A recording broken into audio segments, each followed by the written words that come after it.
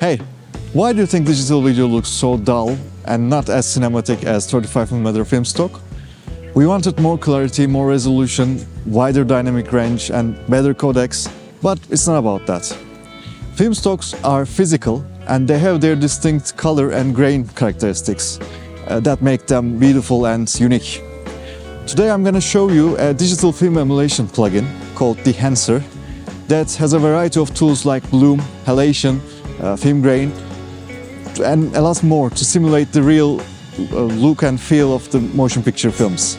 Because these imperfections make it beautiful, and we can simulate them digitally.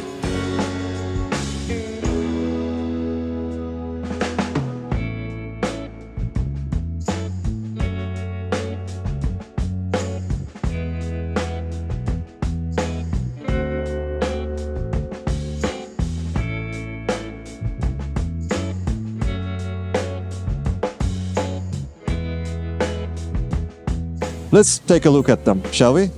First of all, I will give my opinion and conclusion, then I'll show you how I use it, okay? You can check the sections down below.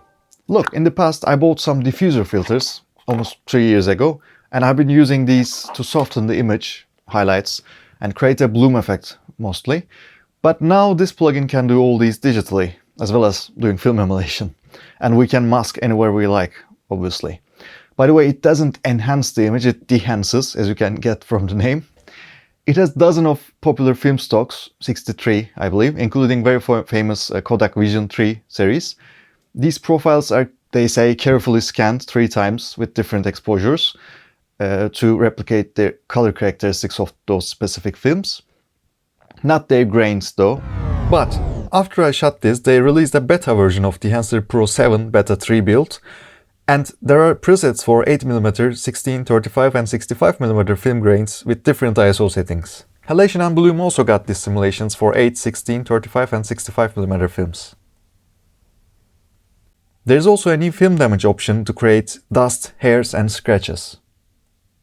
Dehancer has a grain generator, but you cannot select specific films, but you can select all the amount, highlights, midtones, etc., all those things. It can generate negative and positive film grain. There is digital film grain for gradients, dithering purposes, let's say. It also has color balance sliders, dynamic range compressor, and much more. We'll take a look in the other section.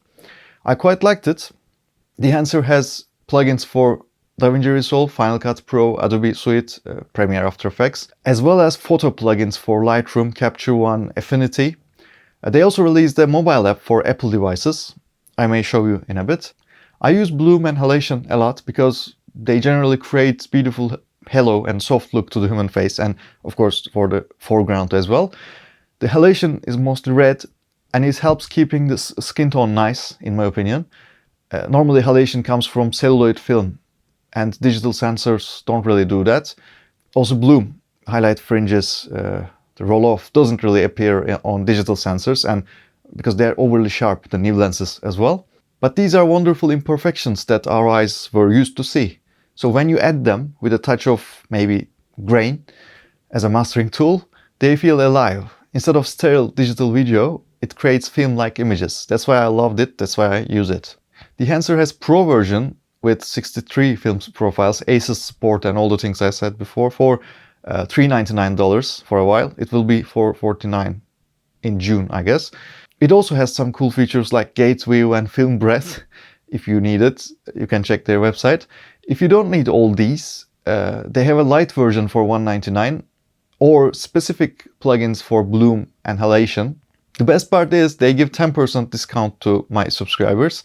Just use Umut code when you check out if you decide to purchase it. You can try the trial version and check the plugin for yourself and see if it works for you. And let me know, did you like it? Would you use it in your projects? I will wait your comments in the down below. Being able to control bloom, halation and film stock after shooting is a lot safer in my opinion. For example, Dehancer made these filters a little useless. I add everything afterwards now, and I love that it has those color sciences and the punchy contrast from Hollywood movies, for example. I can achieve that using Dehancer. Now I'll show you my 10-bit footage from Fujifilm X-H2S and some footage from my old 8-bit A7S II and how I graded them using Dehancer. Its iPad and iOS version is separate, but it has all the effects and tools from Pro version. I use it as a gallery of film stocks. Look, it has categories, for example. DaVinci Resolve doesn't have that. It has just a huge list of 63 films, but this is categorized like motion picture, color positive, color negative, instant, color processed, etc. Also, we can see their image previews, which DaVinci Resolve doesn't have. It might be because of OpenFX specifications, I don't know. But if we had this look in the DaVinci, it would be better. Or, of course, a Final Cut, etc. And maybe if in the future they can offer a joint license for both mobile and desktop version, you could export a frame and grade that on your tablet or phone just to try, for example. This one is just a screenshot from the video. Normally you cannot open ProRes videos on this.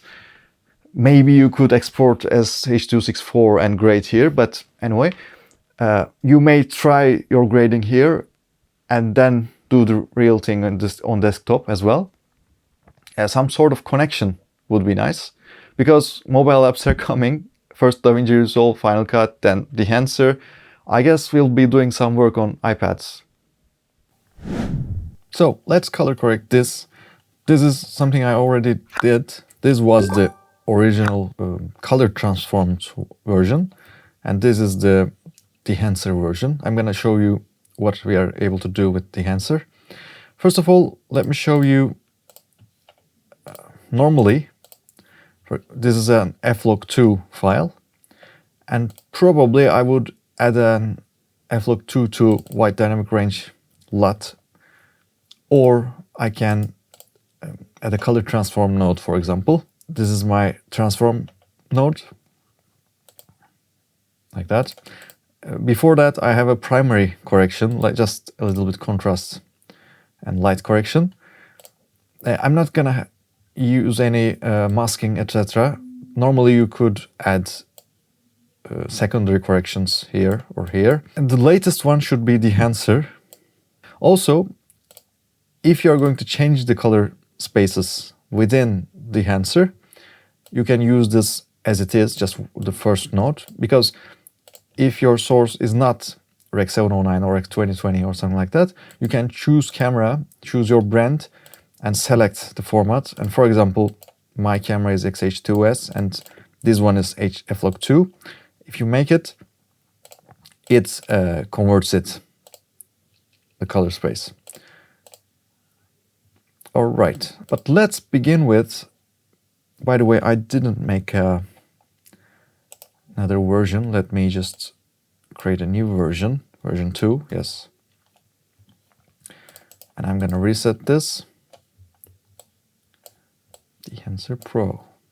I generally begin with disabling film grain because it seems a lot in the beginning, and I would like to go from the top. First of all, we need to choose the film stock. I will disable these and so we can see this better. You may have a favorite film stock. You can choose whatever you like, or you can, oh, this is cool, Fujichrome. Yeah, it seems very nice. Or Velvia, yeah, Fuji Velvia tones are amazing. Most of the people, as far as I can see, use Kodak Vision 3 motion picture films. D for daylight, T for tungsten, it should be. For example, 50D looks okay, but we will develop this later. So you are just selecting the film profile here. For example, let me choose, let's say accidentally I like this and I'll use this. Look, push-pull is the exposing process of the film, underdeveloping or overdeveloping the film. So it creates different color contrast modes. For example, let's say I like this, okay? Don't worry about the white balance because you can always change it. There are lots of other options coming. Film Developer is a great one. The light version doesn't have this, but I use it a lot because you can boost the contrast here and most of the time you need a little bit punchy contrast. You can correct the gamma if you need to, but we don't need here. Color separation is like a vibrance. Look at this. For example, look at the vibrant colors. A little desaturated or a little saturated. Color boost is just saturation. You push all colors forward.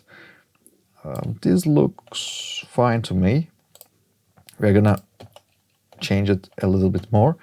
Film compression imitates the wide dynamic range look.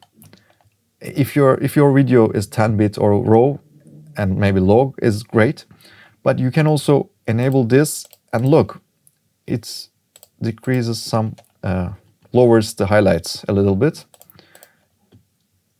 Impact is the percentage of the effect. White point, as you can imagine, shows the white point where it will be in the scopes. Tonal range is like contrast, but this only affects the highlights, let's say. Color density is another vibrance slider. Maybe a little bit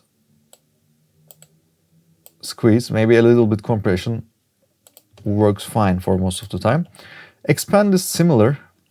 This is like contrast. You choose the black point and white point.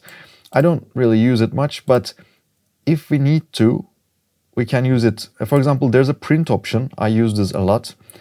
For example, we chose a film, negative film here.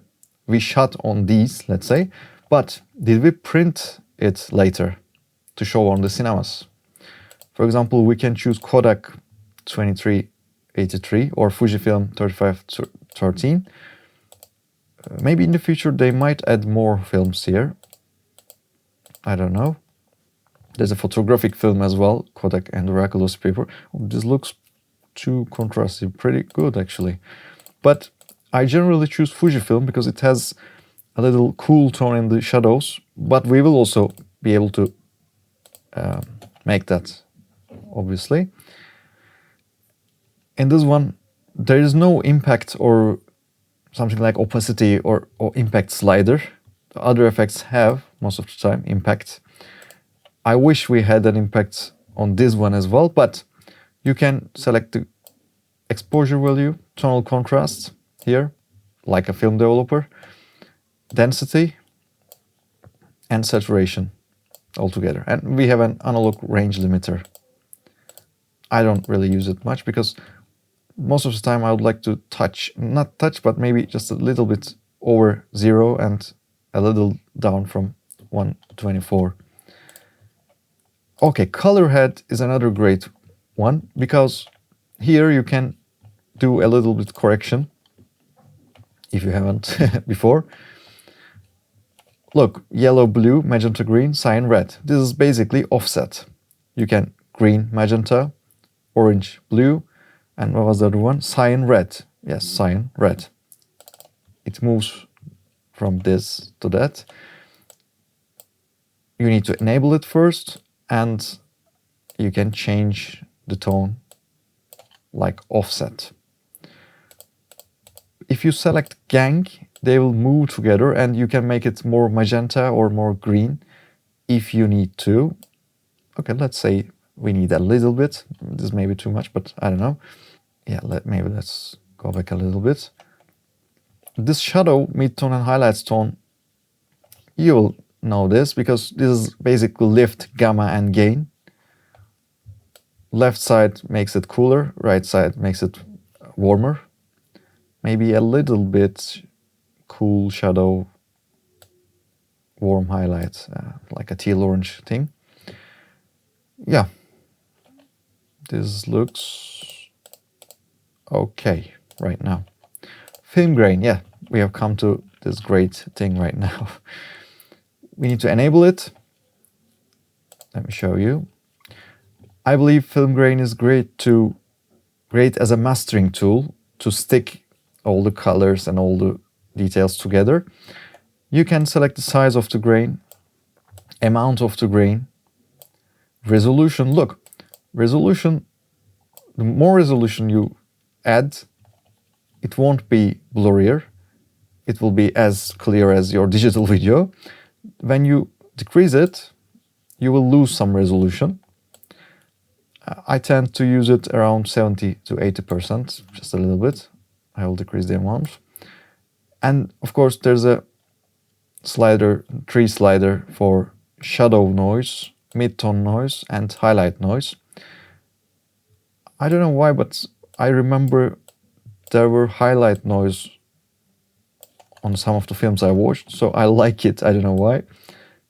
So I generally add some noise to highlights. Maybe it was because of over processing, I don't know. Also, you can choose analog or digital grain. Digital is experimental. This is for dithering purposes, they say, like dithering gradients. You will probably use analog. By the way, these grains are not scanned from these film profiles as far as I know. Halation and bloom is really cool because these are the imperfections that make film beautiful. But by the way, let's take a look what it was before and the digital video, and now it's something like this. It's pretty cool, isn't it? Yeah, it has really changed it.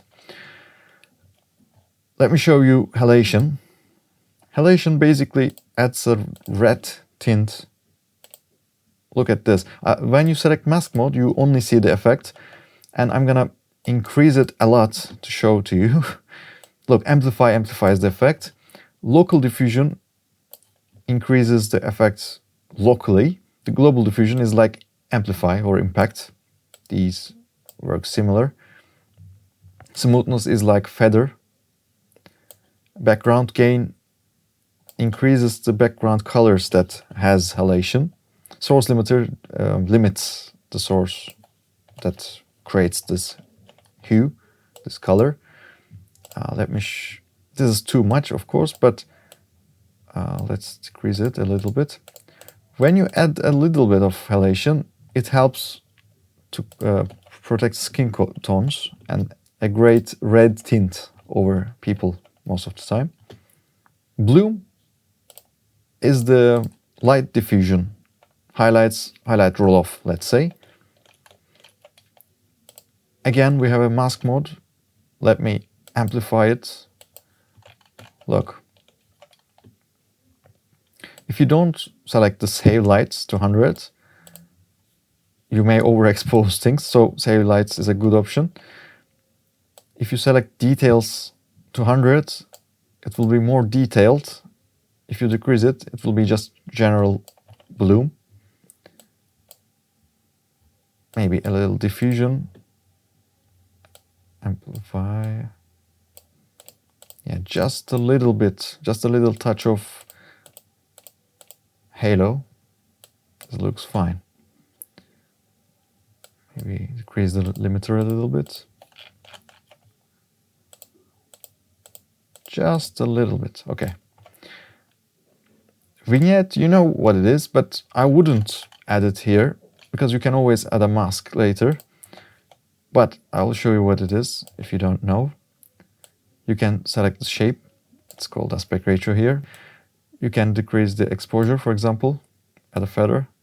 Voila, you have your vignette, but I don't see why we should use it here. Film breadth, these last parts are fun, but optional in my opinion. Look, this has done a lot and I like it a lot. Frame breadth is the change in exposure or tonal contrast of the film. I will exaggerate it right now to show you. Look.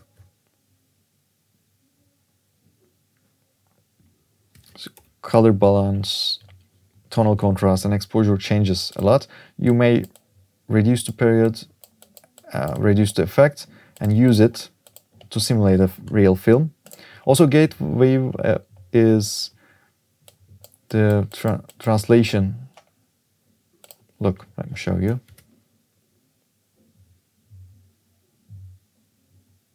Just a little error of the film machine, the projector. It moves from side to side or maybe rotates a little bit. You may use it if you like. Monitor is fine. I sometimes use it. For example, clipping indication it can be useful. For example, if you use white point expansion or black point, this one shows you underexposed or overexposed things, but you have scopes down there, so I don't think you will need it. False color is great, but I think I use it when I shoot something, not when I edit or color grade, but we can use it obviously. In Output tab, we have a general total impact. So when you do this, if you think this is a lot, you may reduce the effect. It looks fine. And it's nice to have something like this.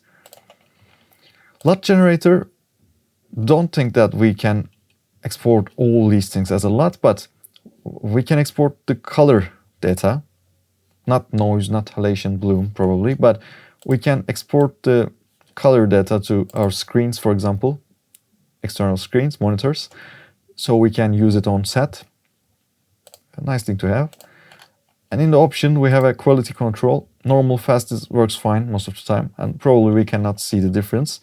But if you are rendering this for cinema, you are editing a short film, color grading a short film or advertisement, I probably would use high slow rendering for lossless quality. There's your license info, and if there's an update, a new profile, you can update it here. For example, right now there's 63 films and 73 camera profiles. They will probably increase camera profiles and maybe print media. So you can update it here. These are the basic options. And let me show you, for example, the first one. Oh, it's a lot different. I made another version before. This was my first version. This is greener and colder. And this is what we did now. I think this one works better with this environment and this cat. Warmer summer look. But normally it was a log video, and let me show you the first version.